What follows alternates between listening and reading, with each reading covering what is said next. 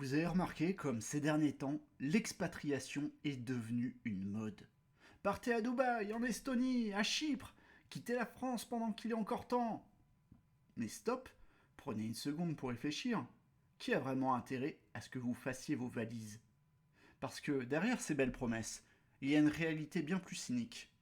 Quitter son pays, ce n'est pas juste une question d'impôt ou de météo. C'est devenu un produit, un business bien ficelé. Formation, coaching, vidéo bien montée, on vend un rêve. Mais pour qui est-ce vraiment rentable? Pour vous ou pour ceux qui le vendent? On va déconstruire ensemble cette mécanique. Pourquoi l'expatriation est un produit lucratif? Comment certains en profitent et surtout pourquoi ce n'est peut-être pas la solution miracle qu'on vous a fait miroiter. Alors avant d'acheter votre billet d'avion, prenez quelques minutes pour écouter ce qui suit. Et si ce genre de contenu vous éclaire, pensez à aimer cette vidéo, à vous abonner et à activer la cloche.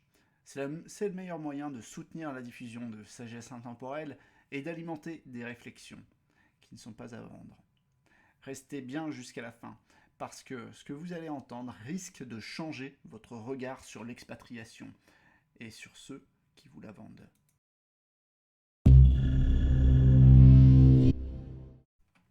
Imaginez un instant, vous êtes au Far West, en pleine ruée vers l'or.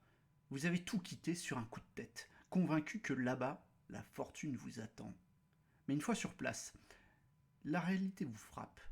Vous ne parlez pas la langue des chercheurs d'or mexicains, vous ne connaissez pas les règles tacites du campement et surtout, vous réalisez que ceux qui s'enrichissent ne sont pas ceux qui creusent, mais ceux qui vendent les pelles. C'est exactement ce qui se passe pour l'expatriation aujourd'hui. On vous vend l'idée qu'il suffit de partir pour être libre et prospère. Mais la vraie question, c'est, avez-vous les bonnes cartes en main? Prenez une citation de Sénèque. Ce n'est pas parce que les choses sont difficiles que nous n'osons pas, c'est parce que nous n'osons pas qu'elles sont difficiles. Elle est souvent mal comprise, cette citation. Certains l'utilisent pour dire « Allez-y, partez, osez ». Mais Sénèque ne parle pas d'une fuite précipitée. Il parle de préparation mentale et stratégique. Affronter une difficulté, ce n'est pas foncer tête baissée, c'est anticiper, comprendre et s'armer avant d'agir. Si vous partez sans maîtriser la langue, vous serez toujours un outsider. Si vous ne comprenez pas la culture locale, vous passerez à côté des opportunités qui comptent. Et si vous n'avez pas encore une source de revenus stable, vous découvrirez vite que l'Eldorado promis est un mirage. Alors vous me direz, ouais mais la France c'est compliqué, c'est lourd, c'est bloqué. Peut-être. Mais la question qu'on ne vous pose jamais, c'est que vaut la France comme plan B? Et ça, c'est une réflexion essentielle, parce que en cas de crise, de conflit ou de krach économique, être étranger dans un pays qui ne vous doit rien, c'est un risque énorme. Et c'est justement ce dont on va parler maintenant. Pourquoi même si la France a ses défauts, elle reste un refuge plus sûr que vous ne le pensez. 1845, les navires britanniques HMS Airbus et HMS Terror quittent l'Angleterre pour une expédition qui promet de marquer l'histoire. Leur mission, trouver le passage du Nord-Ouest, cette route maritime qui permettrait de relier l'Atlantique au Pacifique en traversant les glaces de l'Arctique. Sur le papier, tout semble parfait. Des équipements dernier cri, des rations pour plusieurs années et une certitude absolue. Les Anglais sont les maîtres du monde. Rien ne peut leur arriver. Mais voilà, les cartes étaient fausses. Les températures étaient bien plus rudes que prévu. Et surtout, ils connaissaient rien au terrain. Coincés dans les glaces, sans repères, sans alliés, ils disparaissent. Plus de 100 hommes effacés par l'histoire. Pourquoi? Pourquoi cette histoire est pertinente aujourd'hui? Parce qu'elle illustre parfaitement le biais de confiance excessive. L'idée qu'avec de la volonté et quelques bons outils, on peut affronter n'importe quel environnement inconnu. Mais non, le terrain a toujours le dernier mot. Et c'est exactement la même chose avec l'expatriation. On vous dit n'importe où, on est mieux qu'ici. On vous vend un départ comme une libération. Mais dans un pays étranger, si vous ne maîtrisez pas les codes, vous êtes vulnérable. Prenez cette phrase de George Orwell. Dans une époque de supercherie universelle, dire la vérité est un acte révolutionnaire. Quelle est la vérité ici? C'est que l'intégration, ce n'est pas juste une question d'envie. Si vous ne parlez pas couramment la langue, vous serez toujours à moitié sourd et muet. Si vous ne comprenez pas les subtilités culturelles, vous ne verrez jamais venir les vrais dangers. Et sans une économie personnelle solide, vous êtes à la merci d'un système que vous ne contrôlez pas. En cas de crise, guerre, crise économique, tension sociale, vous serez le premier à être en difficulté. Et ça, l'histoire le prouve. Dans toutes les grandes crises, les étrangers sont les premières cibles. Parce qu'ils sont détestés. Pas parce qu'ils sont détestés, non. Mais parce qu'en temps de panique, les groupes se referment sur eux-mêmes. C'est instinctif. Alors, avant de partir, posez-vous une question simple. Si demain tout s'effondre, vous sentez-vous plus en sécurité dans votre pays, où vous connaissez les règles, ou dans un pays où vous êtes étranger, seul, sans attache? Et c'est là qu'on arrive à un point clé, parce que même si la France a ses défauts, elle offre quelque chose que beaucoup de pays n'ont pas.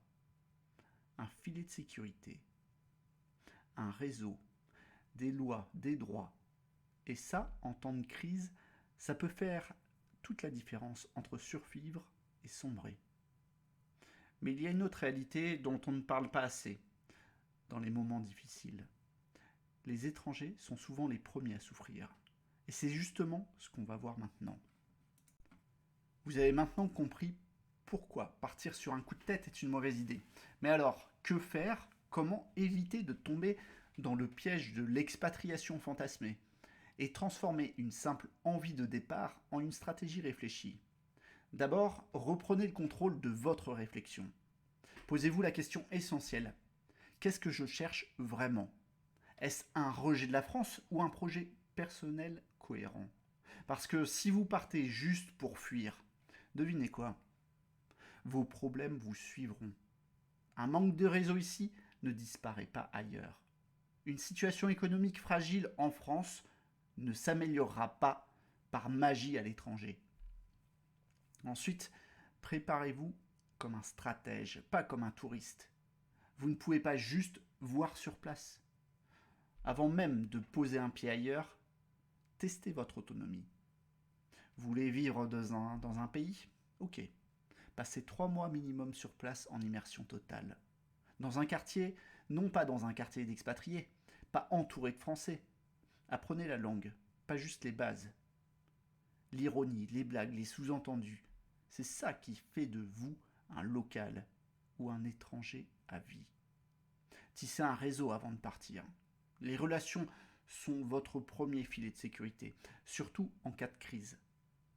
Regardez l'histoire. Les minorités sont toujours les premières impactées quand les choses se durcissent.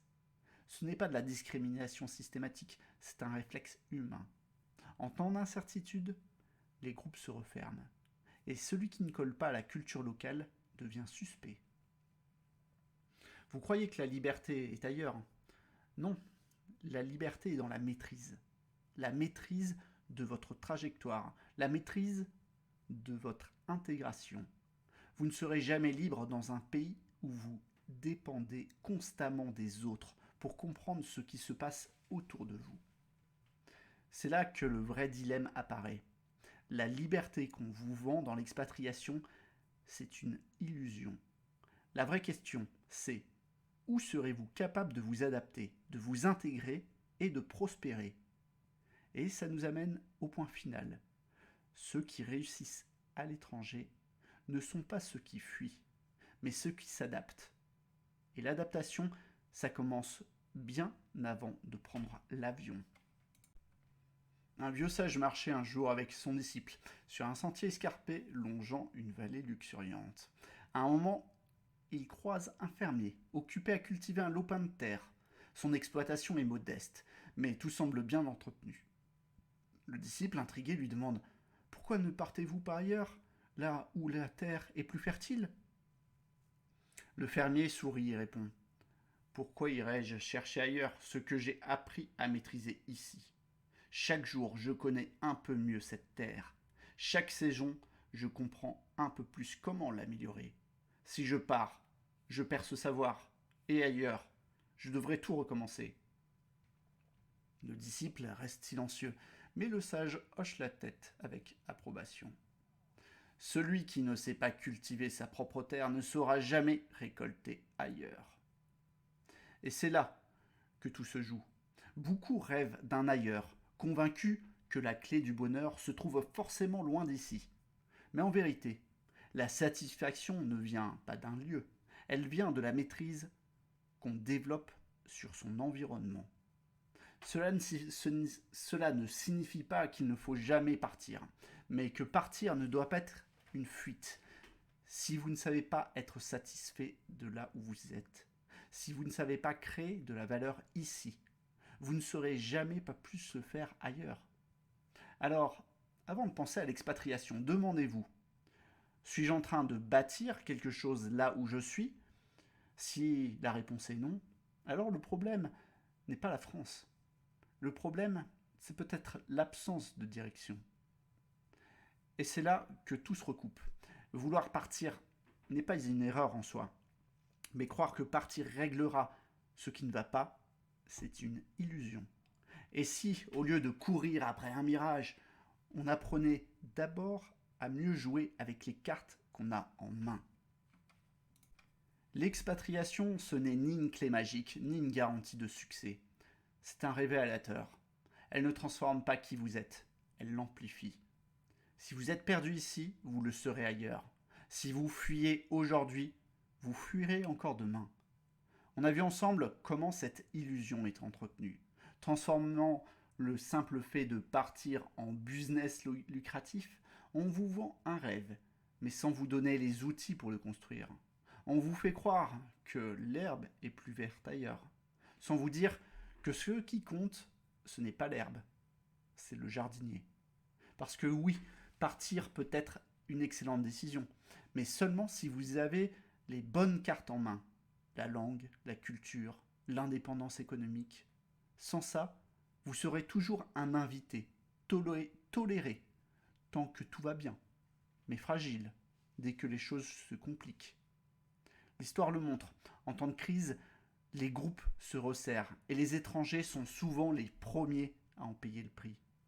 Non pas par hostilité, mais par instinct de survie. Et c'est là que l'illusion de la liberté éclate. La vraie liberté, ce n'est pas d'être nulle part, c'est d'avoir des racines solides, où que vous soyez. Alors, au lieu de chercher un ailleurs fantasmé, commencez par une vraie question. Suis-je en train de bâtir quelque chose ici et maintenant ? Parce que si vous n'avez pas appris à créer de la valeur ici, vous ne saurez pas le faire ailleurs. Si cette réflexion vous parle, aimez la vidéo, abonnez-vous et activez la cloche pour nourrir ensemble cette sagesse intemporelle. Dites-moi en commentaire, pour vous, qu'est-ce qui fait qu'une expatriation est réussie ? Et si vous voulez aller plus loin, rejoignez le canal Telegram pour des discussions plus approfondies. Enfin, je vous recommande la vidéo qui arrive, qui va s'afficher à l'écran, qui complète parfaitement cette réflexion, parce que avant de partir, il faut d'abord savoir où l'on veut vraiment aller.